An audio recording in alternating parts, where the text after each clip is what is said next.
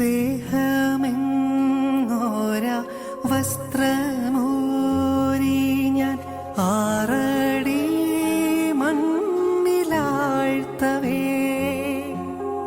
ഭൂമിയെങ്ങോര കൂടുവിട്ടു ഞാൻ സ്വർഗമാ വീട്ടിൽ ചെല്ലവേ, മാലാഖമാരും ദൂതരും മാറി മാറി പുണർന്നു പോ, ആധിവ്യാധികൾ അന്യമായി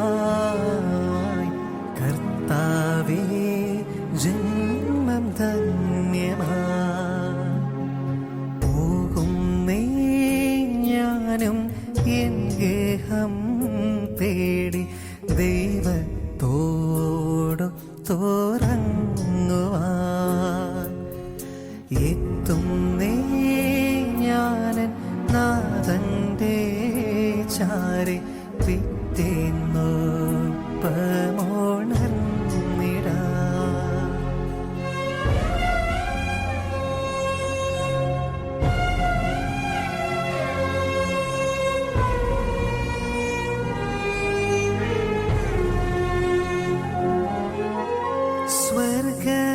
സ്വർഗരാജ്യത്തു ചെന്ന നേരത്ത് കർത്താവെന്നോടു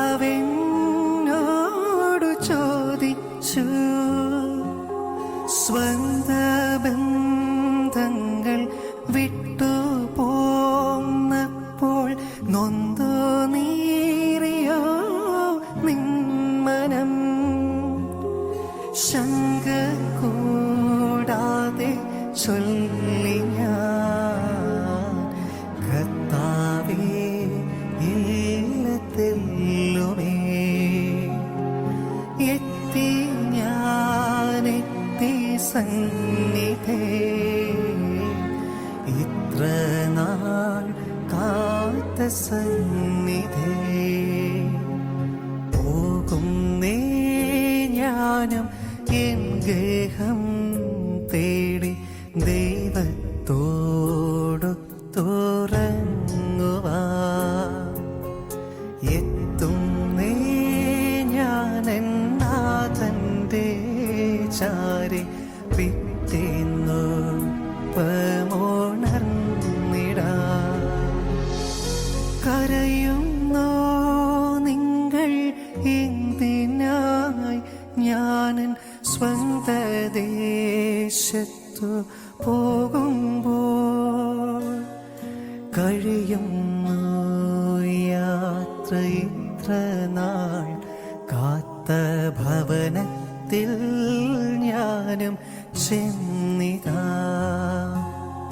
കഴിയുന്നു യാത്ര ഇത്ര നാൾ കാത്ത ഭവനത്തിൽ ഞാനും ചെന്നിതാ.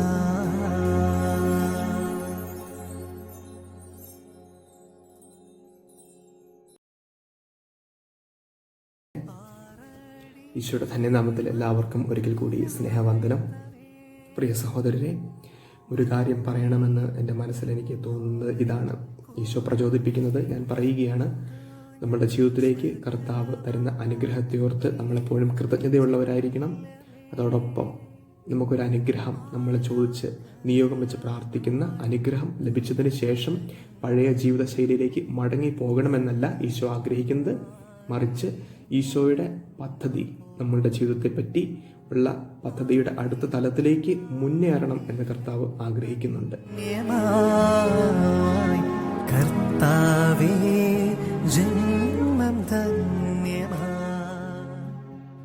എല്ലാം ഈശോയുടെ മഹത്വത്തിന് വേണ്ടി മാറും. ഈശോ അനുഗ്രഹിക്കട്ടെ.